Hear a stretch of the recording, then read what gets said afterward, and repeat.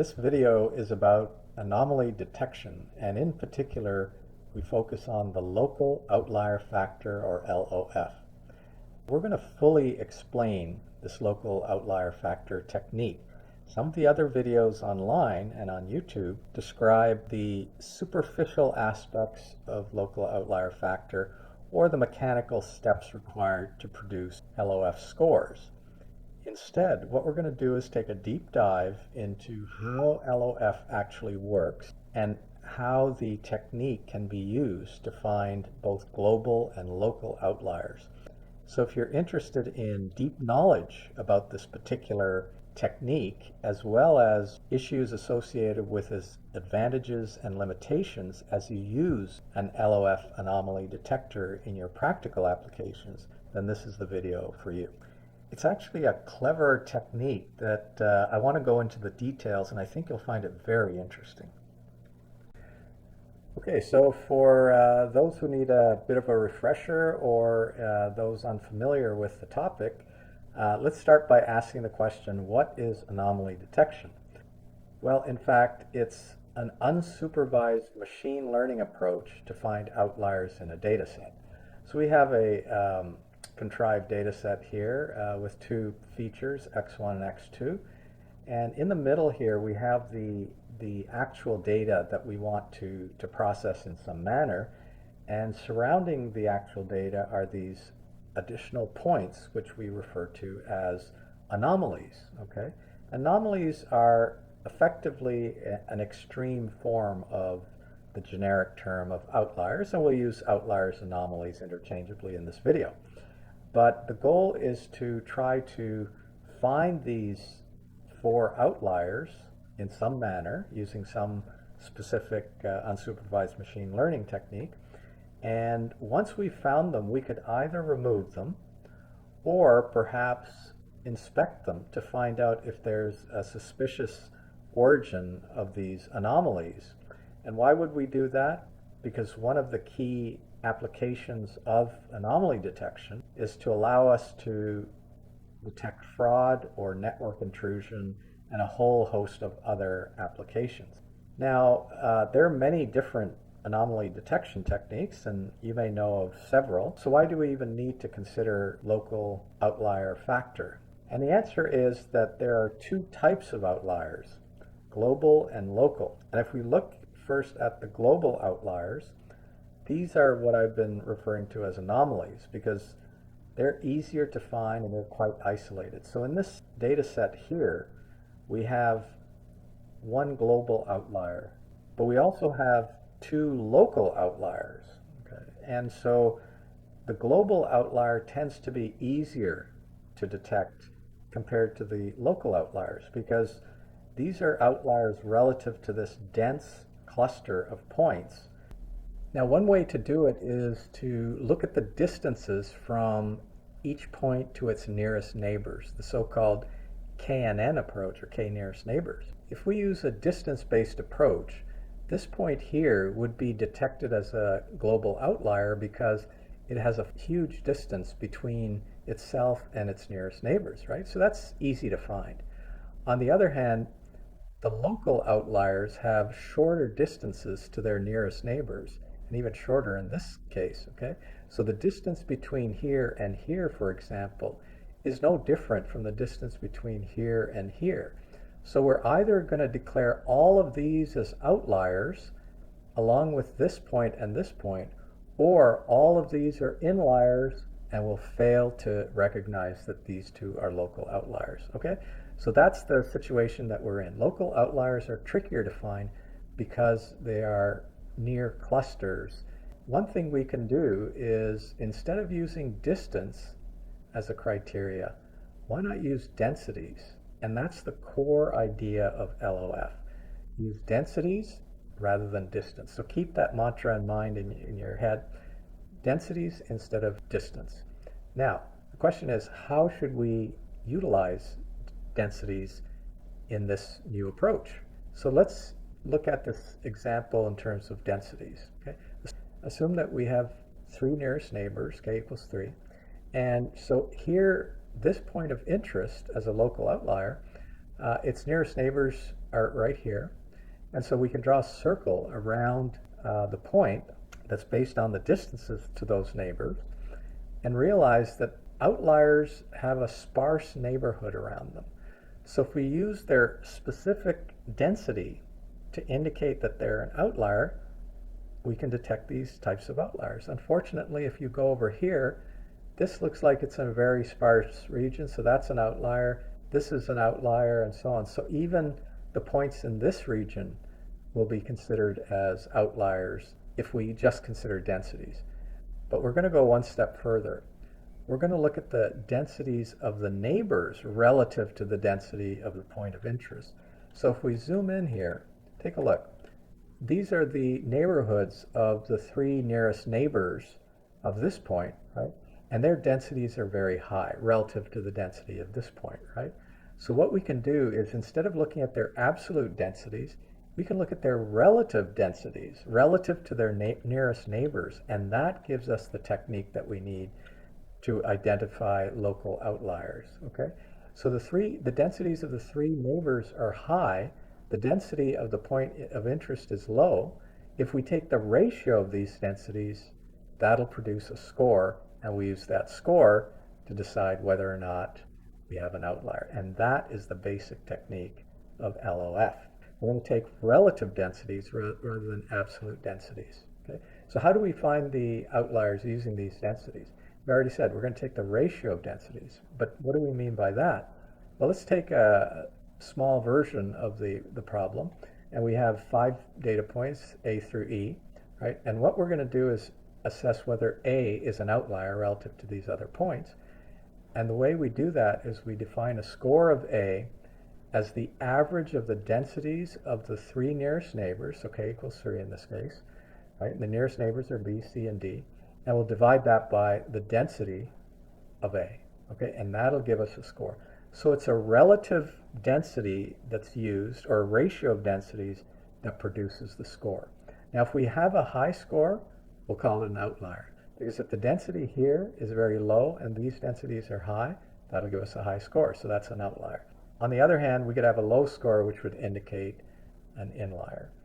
We need a mechanism to separate outliers from inliers, and that would be a threshold. Okay, so we can either use a threshold or say a certain percentage of the data is outliers, say 5%, and that'll be our contamination factor, and we could use that as opposed to a threshold. But the basic idea is still the same.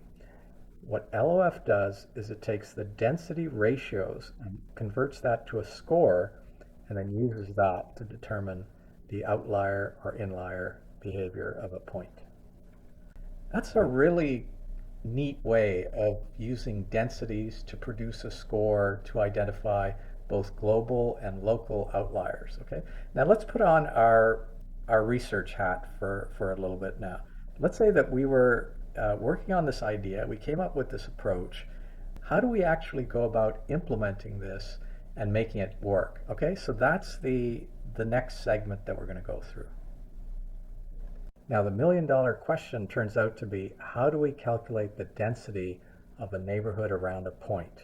Okay, so let's assume that we have K equals 3, and here we have a region of the data set. Our point of interest is A, and our 3 nearest neighbors are shown here. And so the area of interest is going to be that shown in orange, okay? And that's going to be a low density area because this region is sparsely populated. Contrast that with this, where the point of interest is here, and the region to the 3rd point is very small. It's a high density region. We can see that in contrast. And just to complete the picture, we have a medium density situation here. So how do we calculate the density? Okay, you may already have figured it out. Okay, in this region we have K plus 1 points, 3 plus 1, 4 points, and we'll just divide by the area of this region, right? So the density is going to be K plus 1 divided by the area. But unfortunately, density is going to depend on dimensions, okay? And it's completely different for each dimension. So for example, in a 2-dimensional space, we end up with a circle, and we want to find the area of that circle, so it'll be K plus 1 divided by pi r squared. Okay, that's obvious. But we can't use that for a one-dimensional space or a three-dimensional space. So take a look. A one-dimensional space, the density is going to be k plus 1 divided by 2r. Now let's go to a 3D case. It's going to be a sphere. So it's k plus 1 divided by 4/3 pi r cubed. We have to compute the density of the different dimensions using different equations. That's not going to work. That's not practical. Okay? Imagine 11-dimensional space. What's the formula for the hypervolume of that sphere? Okay? It's not tractable to do it this way. So we have a serious problem. Okay? And we've hit basically a brick wall. Okay? There's no way to handle different densities for different dimensions using this approach, okay? And so what do you do in research when you hit a brick wall? Okay, you find a way to get around it, and that's what we're going to do here. Okay, so how do we get around this brick wall? Well, here's the kicker. The density ratio is something that we're calculating, and that allows us to use a simpler approach. Okay, so we don't have to calculate the actual densities. Consider this. Let's say we're taking the ratio of density of A to density of B. This would be the complete formula, and we end up with 1 over r squared, r1 squared, and 1 over r2 squared. So now, because of the ratio, we know that for every high dimension, we just take 1 over r to the power of the dimension, okay, because everything else will cancel. But we can go one step better, okay? Instead of using the dimensionality as the power, we're always going to use 1 over r as the density, where r is the distance to the kth nearest neighbor. Now, why can we get away with this? Because we're computing density ratios to obtain the scores. And all we care about are the ranks of the outliers and inliers, and they don't change. If we use 1 over r or 1 over r squared or 1 over r cubed, the ranking stays the same. The scores are different, but the ranks are the same. And if we can preserve the ordering, then we don't actually need to do the density calculations in detail. We'll just use 1 over the distance, r, okay? So that's the first mini breakthrough in terms of this idea, this LOF approach, okay? So I hope you understood the rationale for why we use 1 over r instead of the proper density. So now if we go back and ask the same question again, how do we estimate the density of the neighborhood around a particular point? Okay, we're going to use the kth distance from the point, that is the distance to the kth nearest neighbor, as I mentioned just a minute ago. And what is that kth distance? Well, there's 1, 2, 3 points. Here's the kth distance here. This is the kth distance here. This is the kth distance here. And now we have a pretty usable approach for finding local and global outliers. Okay, it's not the LOF approach proper, but we've made major strides in terms of coming up with a way of identifying outliers using density. So let's just review it again. So let's use the kth distance to compute the score for each point. There are their original points, and this is our formula, right? We calculate this distance here, and 1 over that distance becomes the density, okay? So 1 over distance is going to be our density. Now we go to B. Now B has a radius that's different because its 3 nearest neighbors are here, and so it's going to be this distance. 1 over that distance is going to be the density. In the case of C, its nearest neighbor is here. That's the distance. And then in the case of D, that's the nearest neighbor. That's the distance. 1 over that distance is going to be the density. We plug in those values, and we calculate the score of A. Okay? So to calculate the score of A, we need the densities of A, B, C, and D, or up to the kth nearest neighbor, k being the hyperparameter that we choose as a user. Now we have a method of getting these scores. What would be the score of point A? Okay, so we have point A over here. What's the actual score? Now, we could do numerical values, but let's stay at the conceptual level and use H for some high density value and L for low density values, okay?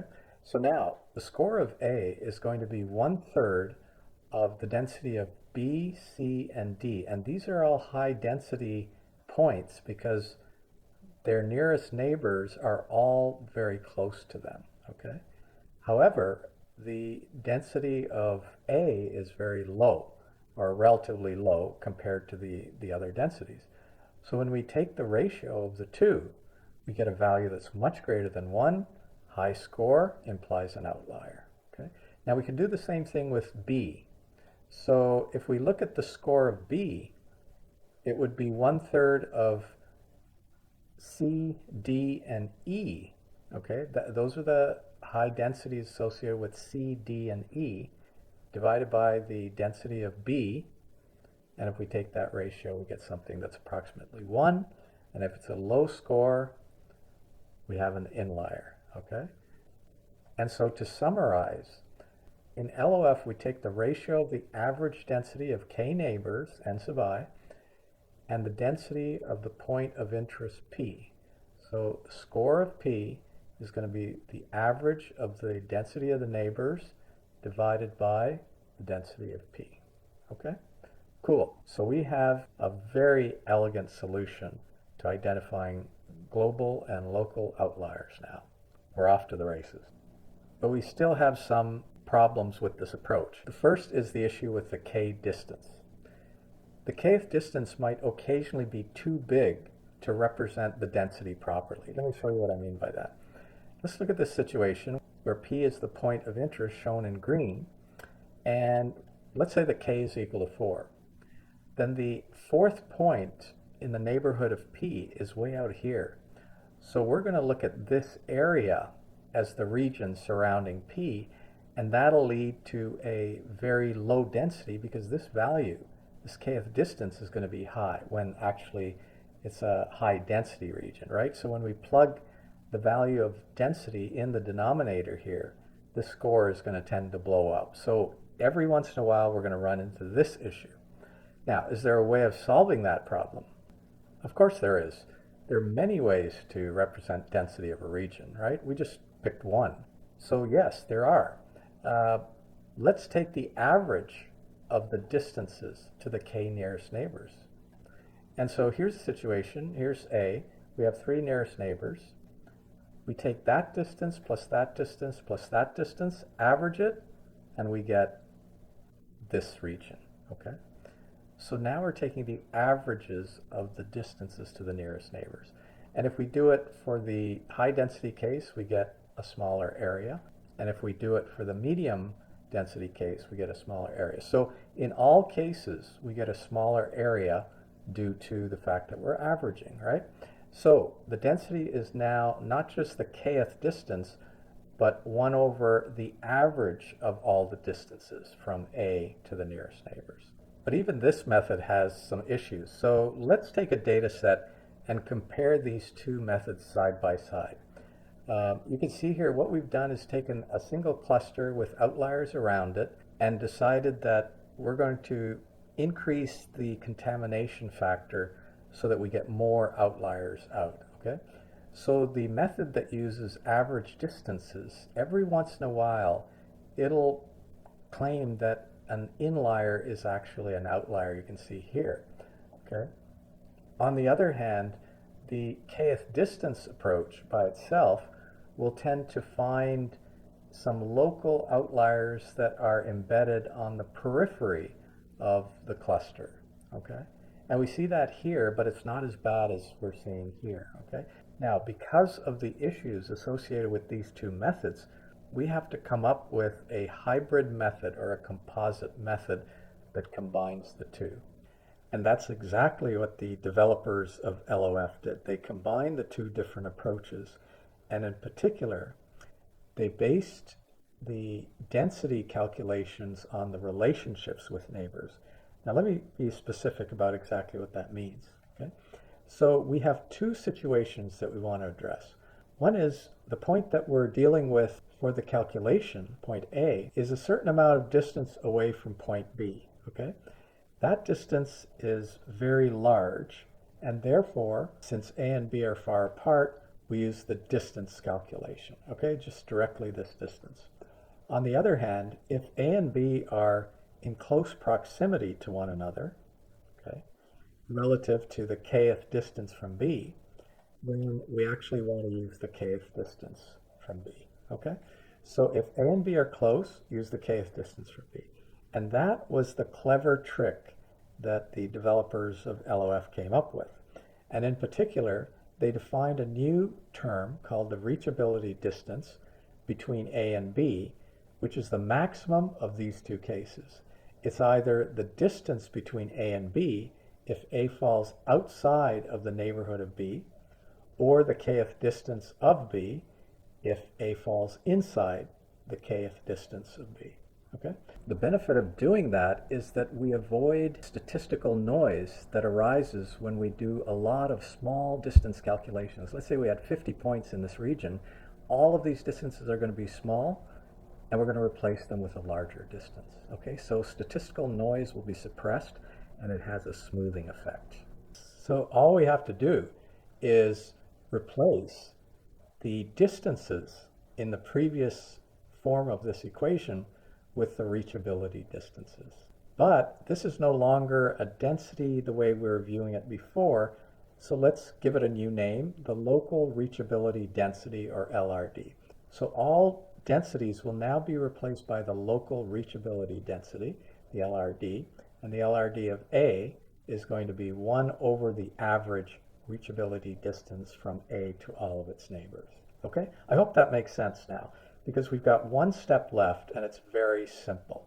We now complete the LOF scores based on the ratios of the LRDs, not just the direct densities. Okay? It's exactly the same form, except every time we said density, we're going to replace it with LRD. So the LOF score of A is the average of the LRDs between A and a neighbor and the LRD of A itself, okay?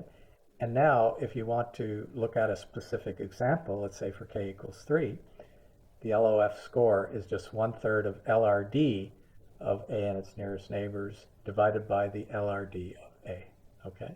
And that constitutes the LOF technique in its full form. So hopefully you have a good understanding of how LOF works. And the question that comes up next is, how well does it do in terms of outlier detection? Okay, so let's take a look at that example that we saw earlier, where we were looking at high percentages of outliers to see where the algorithm could fail. And now we're going to use the reachability distance. And you can see here that even with a high percentage of contamination, when we set that contamination factor, we get reasonable results. Now the circles around the red outliers are actually a representation of the score. So the bigger the circle, the higher the score. And as you can see, as you approach the inliers here, you get very tiny circles around the outliers, okay? But overall, you'd expect the outliers to be along the periphery and not inside these regions, and that's exactly what we get. So we can see that it's a robust result by combining the kth distance with the actual distance, right? Next, let's go back to the original problem and compare the k nearest neighbors approach, which uses only the average distance, and the LOF approach, which is the ratio of densities, right? We've been talking about that all the way along. And we can see the KNN method finds this global outlier, but it also thinks that this is an outlier because the distance to its nearest neighbors is very large. So it says, no, that's also an outlier, but this is not, and this is not. Contrast that with LOF, where we found not only the global outlier, but the two local outliers. So it's working exactly as we would expect. And so this approach is very well thought out. So you can see why LOF is a popular technique for anomaly detection, both global and local outliers. But we're not done yet, because we still have to choose two hyperparameters, k, the number of nearest neighbors, of course, and the number of outliers that we want to see in the results. It's called the contamination factor, as I've used several times already. But we want to go deeper into how do we select the number of outliers that we'd like to see, or how do we decide how many outliers exist in the data set. Okay, so let's go ahead and look at that in more detail. The first one is called n neighbors, and we've been calling that k so far, right? So we'll continue to use k as the number of nearest neighbors. And what you can see here is a data set that we're going to go through with two features. Most of the data lies here, but we have all of these outliers going from 1 to 11, and maybe one local outlier here labeled 12. Okay, so what we want to do is try to figure out how to establish the value of k using this data set. And one thing we want to do is we want to plot the scores as a function of the number of nearest neighbors, which is k. Here's k. There are 201 data points in this data set, so k will go from 0 to 201, essentially 200. The LOF scores in this particular case range from 0 to 15. And so what we're going to do is start with point 1 and say, what's the trajectory in this LOF score k space of point 1 as we keep changing k, okay, as we increase k? Well, when k is 1, the nearest neighbor of 1 is somewhere over here, right? And so it's going to be very sparse compared to a very dense region, and therefore the value of the score is going to be very high. As we increase k, it's going to drop off in value and eventually get to something close to 0. So the trajectory looks something like this. Okay, so let's just label it 1. Now 2 is similar to 1, so it's going to have a similar trajectory, but it has more neighbors than 1 did, so maybe it'll have a lower starting score, but eventually it'll follow a similar trajectory that looks something like that. Okay, so let's label that. Now these global outliers are really next to each other, so it's going to seem like they're in a dense region. Initially, the scores are going to be low, but once we leave this region and start reaching out to these other points, the LOF scores will increase and then they'll drop off again. So we should see something like that for a bunch of these, and that's what it looks like. And then for the other remaining set, we see this. These are the trajectories for point 3 through 11. Okay. Now, the remaining trajectories are all for the data points in this region. Okay, so there they are. And I wanted to separate out this point here from the other, so let's just draw that in. It's going to start here as well, and then increase and then decrease. Okay, so there's 12. Now, that's the entire space of the k values and the scores for all points. And now what are we trying to do? Well, we're trying to pick k. So we know that we should be picking a k such that all of these outliers, especially the global ones, are at a very high score, and we see that here. And even 12 should sort of protrude above the fray, as shown here. Okay, so what we need to do, we'll remove the labels for a second. What we need to do is select a k somewhere in this region, okay?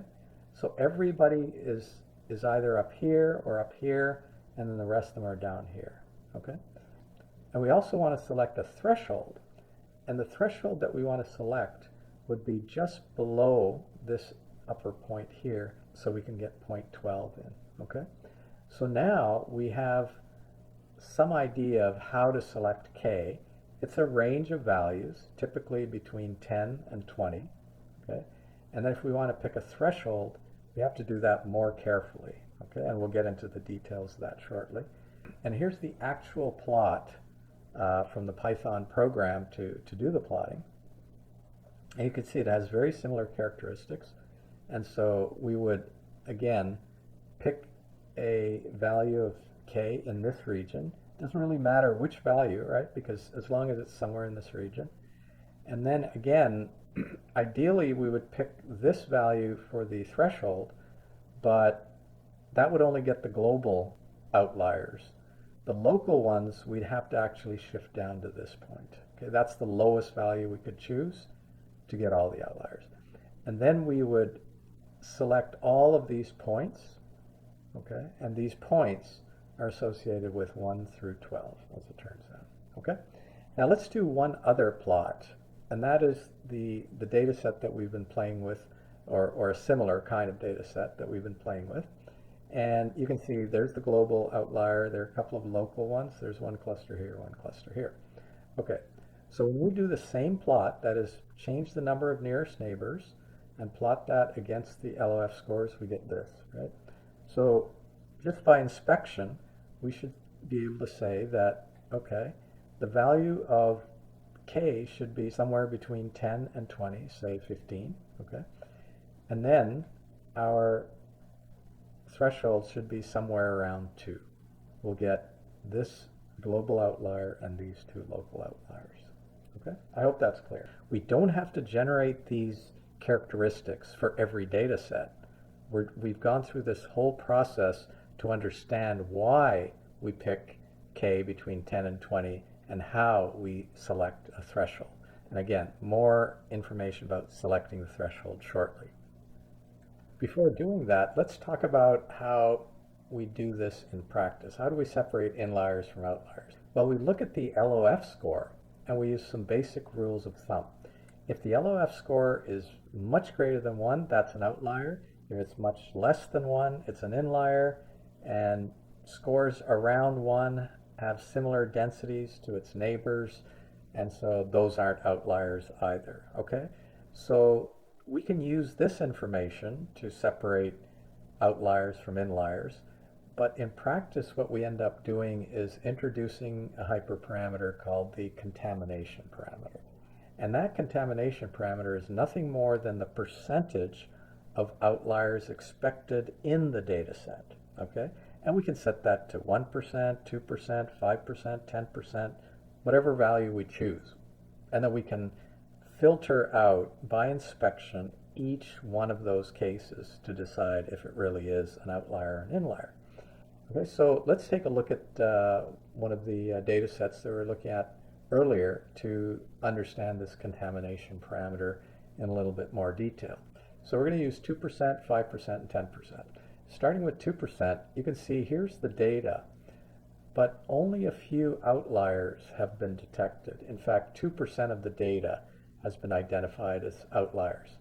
But there are actually more outliers than 2% because of the size of these circles that we see around potential outliers.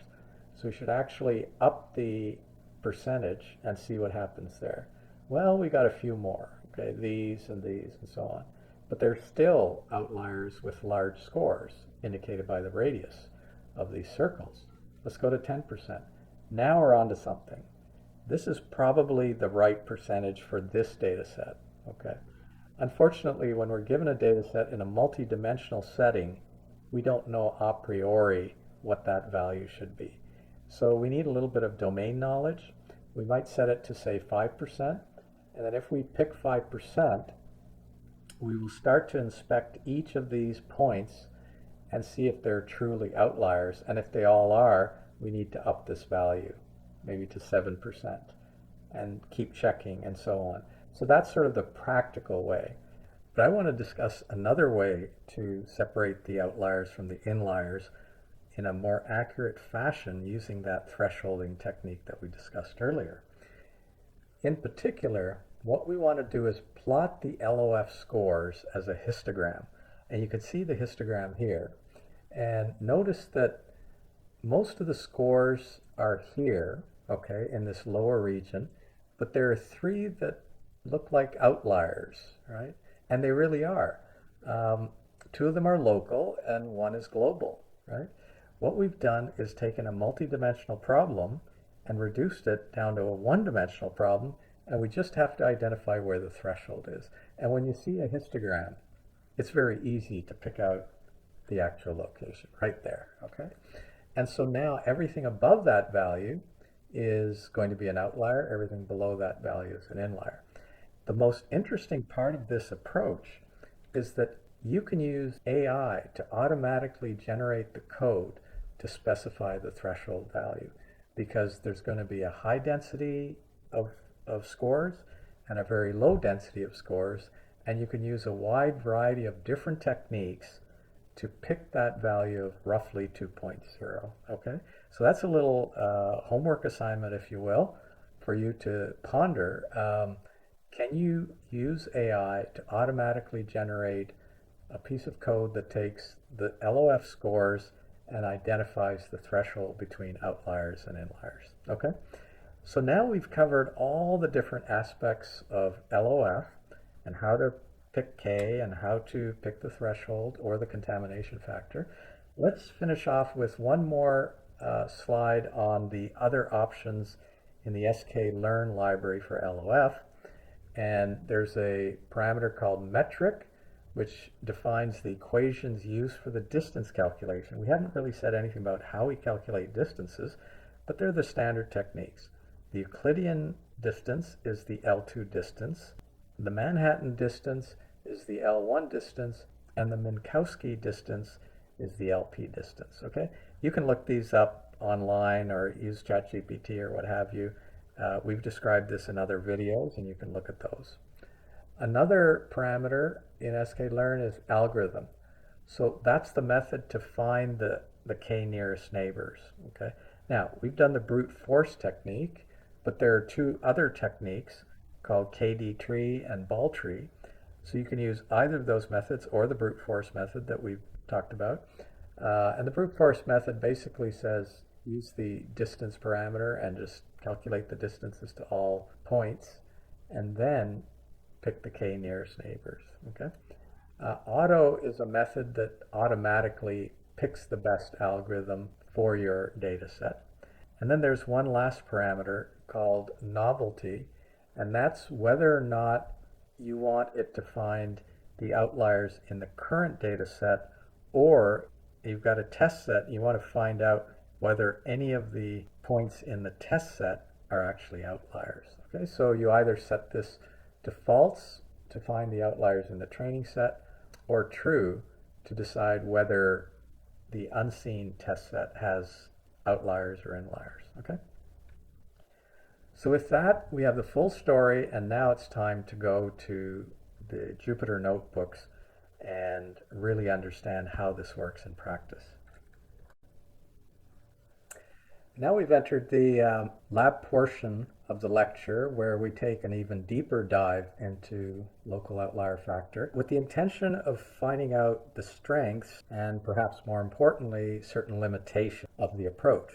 Now, this notebook that I'm going to go through will be available via a link below the video, but it was 90% generated by AI tools. Okay, so this is the luxury that we have now, that we really don't have to explain how the coding was done. We just have to explain the results of the code. And so the first prompt that I entered into the AI tool was, give me a quick review of LOF, and this is what it came up with. First step is to compute the kth distance, one for each point.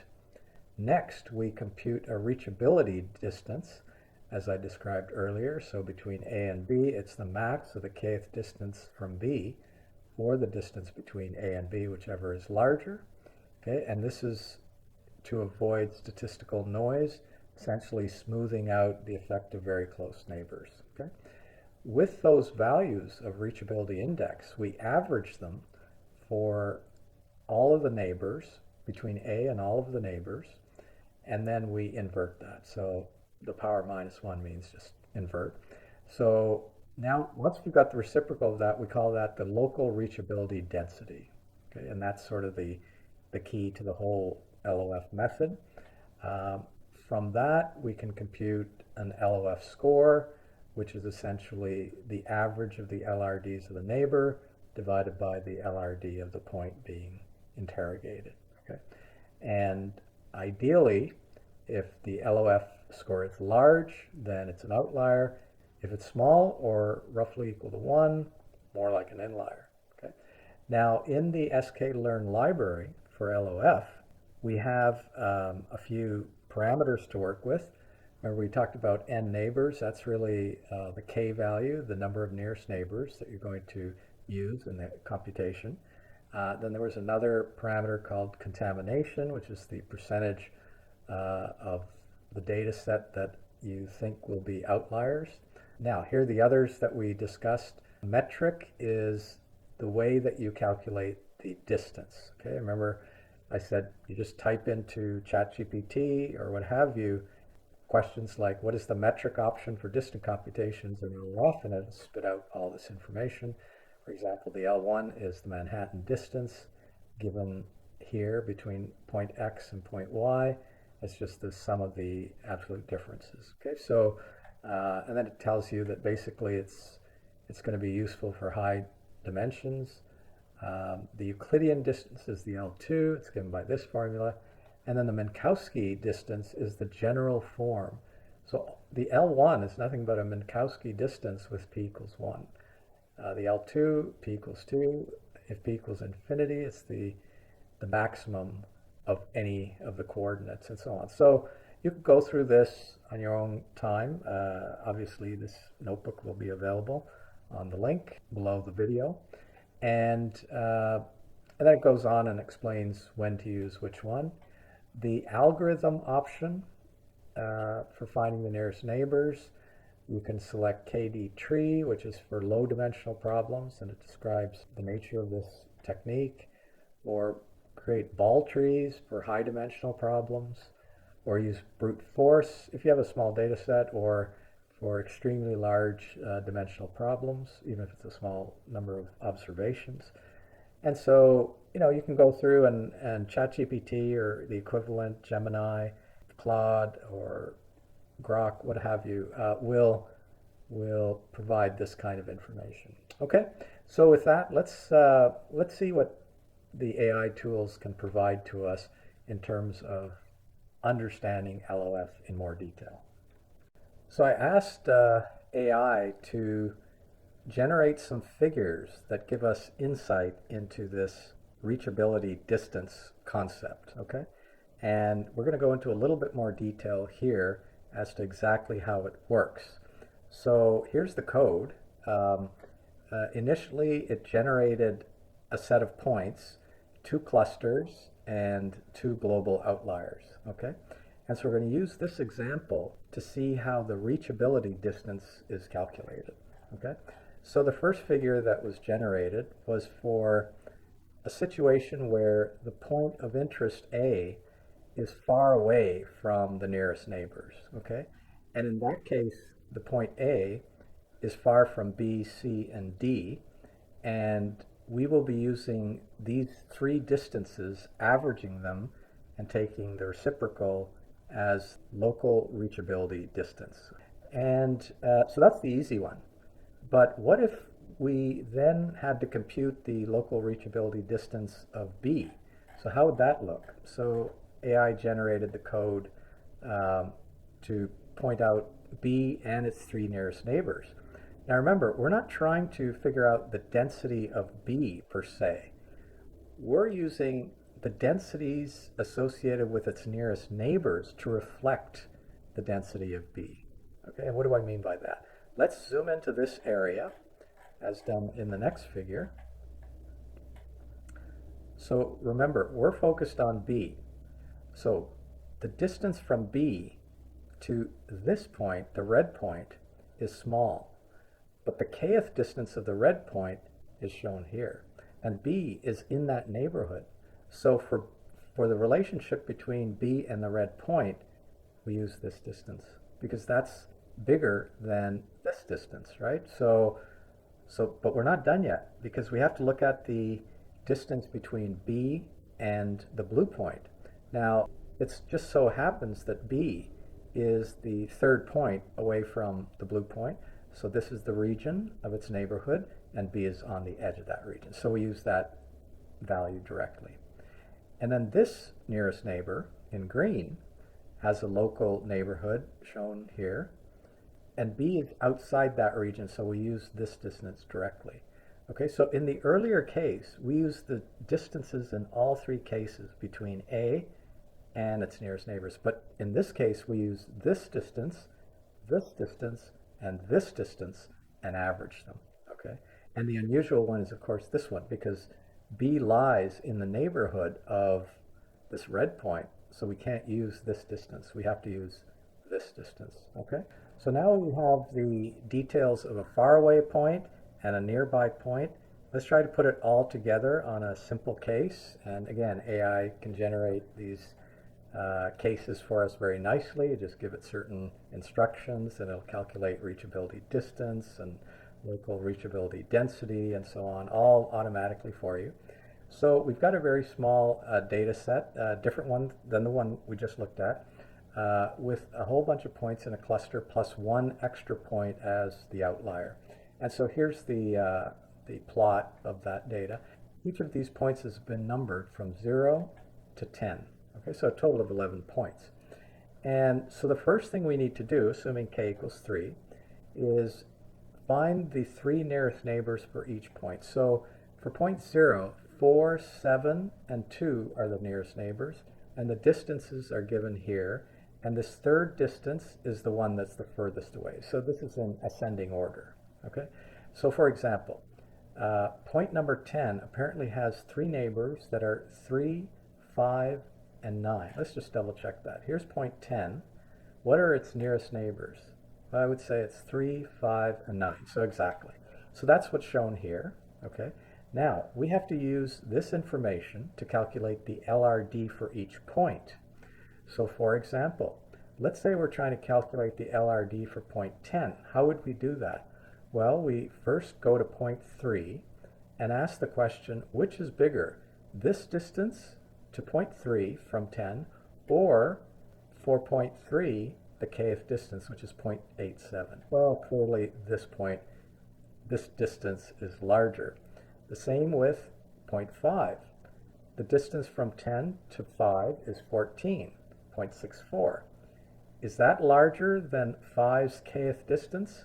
Well, 5's kth distance is 0.96, so of course it's larger. So we use that value. And 0.9, it has a kth distance of 1.03.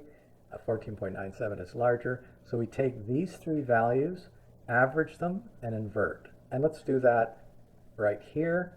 I've taken those 3 values, I put 1 over the mean of those, and I get 0.06805, and the LRD for point 10 is 0.06805, okay, and so on. So that's how we get the LRD for each point, but now we want the LOF score. Now, do you remember how to do that? Well, again, that's very easy. Let's say we're doing the LOF score for point 10, okay? Well, this value goes in the denominator, right? And then the value that goes in the numerator is the average of the LRD of 0.3, 0.5, and 9. Okay, so 3 is 1.3, 5 is 1.05, 9 is 1.01. So we take those 3 values, we average them, and we divide by the LRD of 0.10, and we get 16.5, and there it is, 16.5. Okay, so now we've gone through the very detailed, fine-grained calculations to get all the values, and now you know the entire story of how to get LOF scores. Okay. Now we're ready to actually look at examples and things like that. We're going to come out of the weeds and look at least at the trees and then the forest. So we're going to address 2 important issues next on LOF, which is the specification of the numbers nearest neighbors and the contamination factor. So if you remember the plot that I generated in the lecture portion of the LOF scores versus the K values, let's have AI do exactly the same thing. Have it generate the plot for us, and boom, it generates this code. Okay. And so here's the data that it's going to use, right? We have a bunch of outliers around this cluster and maybe some local outliers as well. Then if we run the code that generates the plot, we get this. And this would be familiar to you. It's very similar to what we saw before. Okay. And now we have to pick K. Okay, now, this is for educational purposes. You don't normally generate this type of plot, although you could. But let's say we picked a very small value of K, such as K equals 3. That's what we've been using all the way along for illustrative purposes. But if we choose that value, we're going to miss all of these global outliers, right? So a small value of K is not going to work because it's going to have some false negatives, meaning outliers that we didn't detect. Now, if we use a very large value of k, we're also going to get false negatives because we're not going to detect any outliers. So what I really mean by all this is that there's a Goldilocks zone somewhere, and one of the issues with LOF is you don't really know what that Goldilocks zone is. Um, the recommended values are between k equals 10 and 20, but that may not be the correct value. So trying to work out the correct value of k is part of the issue for LOF. In this particular case, as we saw earlier, any value that ranges between 10 and 25 would be great. In fact, you could probably go as high as 50 or 75 in this particular case, right? Because when we draw a vertical line, we're able to sift out this outlier and all of these outliers, this local one, these global ones, okay? Now the contamination factor is another issue. We don't know what to specify there. That would be the threshold, so to speak. And we just say, we think there's 10% outliers in this data set. But 10% would put a line down here around 2. And so we get inliers with the outliers. So there's the second problem with LOF. We can't really figure out how to specify the values of K or contamination except with a lot of experience. Okay, so keep that in mind. Now we want to move on, and again, AI can generate all this code for us that I'm about to show you of the case that we started with in this lecture. What we're going to do here is compare the KNN method, K nearest neighbors, which uses purely the average distances and not densities, against LOF, which uses the LRD ratios.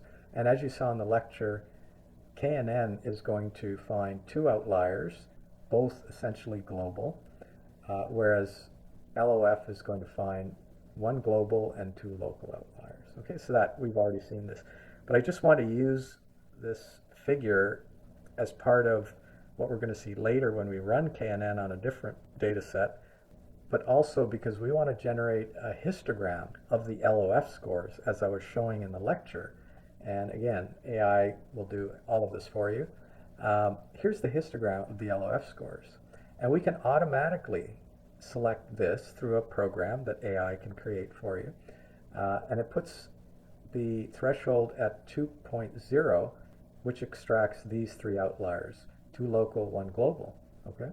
So again, the histogram, even if you use it manually, is a very powerful tool for identifying where the threshold should be, as opposed to using the contamination factor, which just says, grab the top 10 worst scores, and there are your outliers. And then you have to sift through everything. So keep this histogram in mind, okay? So now that we've gone through all of the different aspects of LOF, let's turn our attention to a real quote-unquote example. We've got a synthetic credit card data set that we're going to use to show how you would use LOF in practice. Okay? So I read in the credit card information, and typically in these data sets, you're given a timestamp, okay, of when the transaction was made and the amount of the transactions in dollars, and a number of different variables that are provided that can give you, the location or the type of product or the device that was used to perform the transaction, and so on.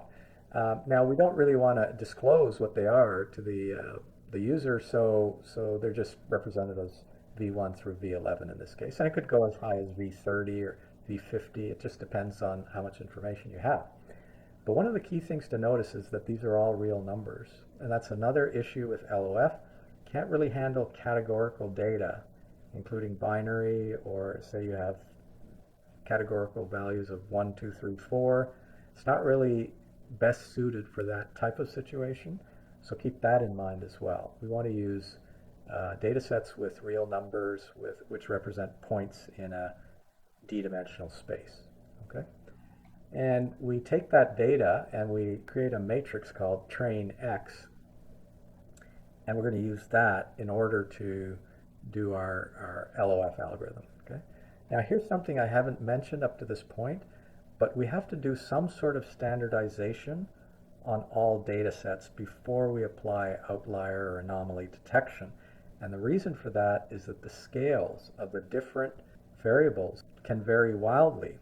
And so we want to kind of normalize or standardize these different columns, the columns I show here, okay? All of these have different ranges. We can standardize them, but most people use a library tool called Standard Scaler.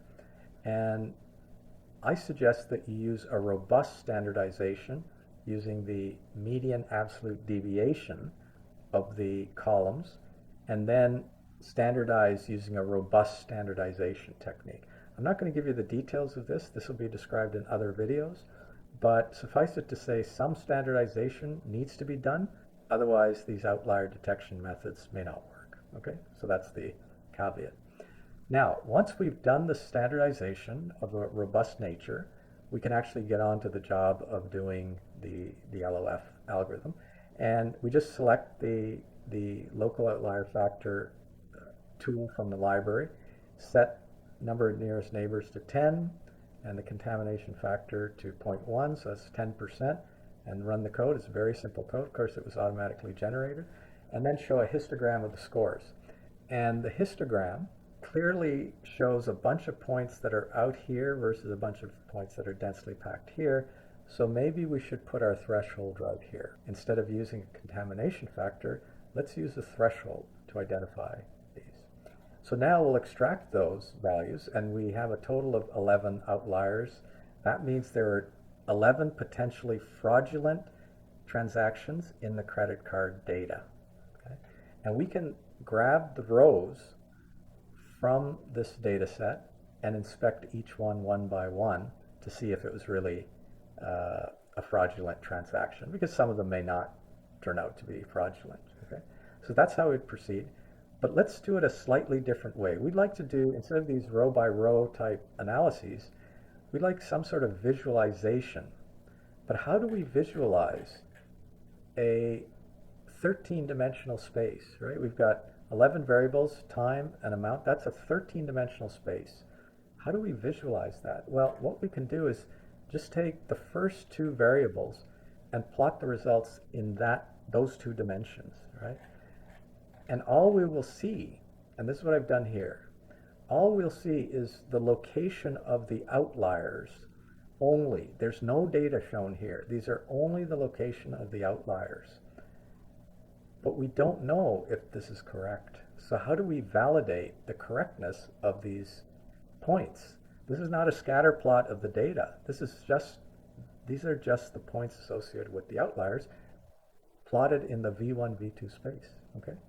And the answer is, let's run KNN, K nearest neighbors, and define targets that this algorithm, LOF, should hit in order to be confirmed as an outlier. So this is the code that was generated by AI to do both LOF and KNN, okay? Now KNN found 14 outliers, okay? We're going to show them in gray, and then we're going to superimpose on top of that the locations that were found by LOF, okay? So gray regions are KNN outliers, and the black points are LOF outliers. And look at how many of the gray targets were hit by the LOF outliers, okay? But we also see one out here that didn't hit a target. So that would be a false positive. And then we missed 4. We've only got 11, so maybe that's the reason that we've missed them. But we missed 4 here, okay?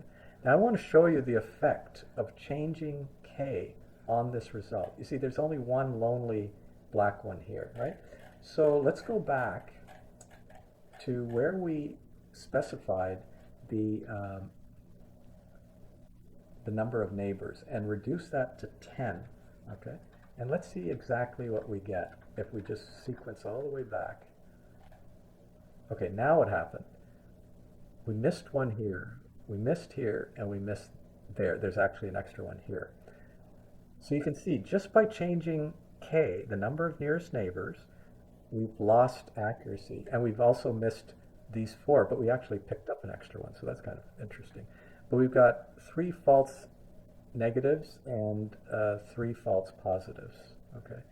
And again, that's another issue with LOF.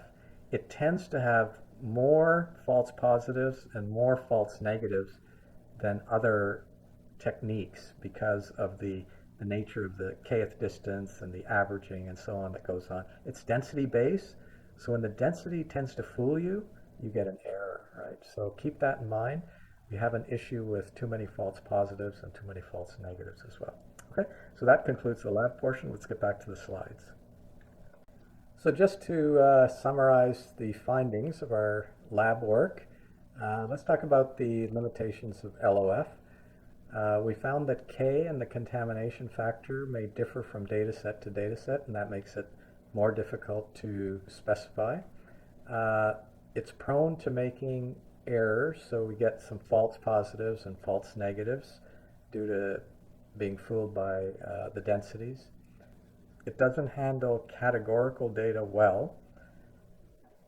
It can be computationally expensive relative to other methods, but it competes with KNN, but it's computationally expensive relative to other methods. And then the L2 distance can only be used for low dimensions. You got to try the Minkowski and L1 for higher dimensions. Okay, so with that ends the lecture.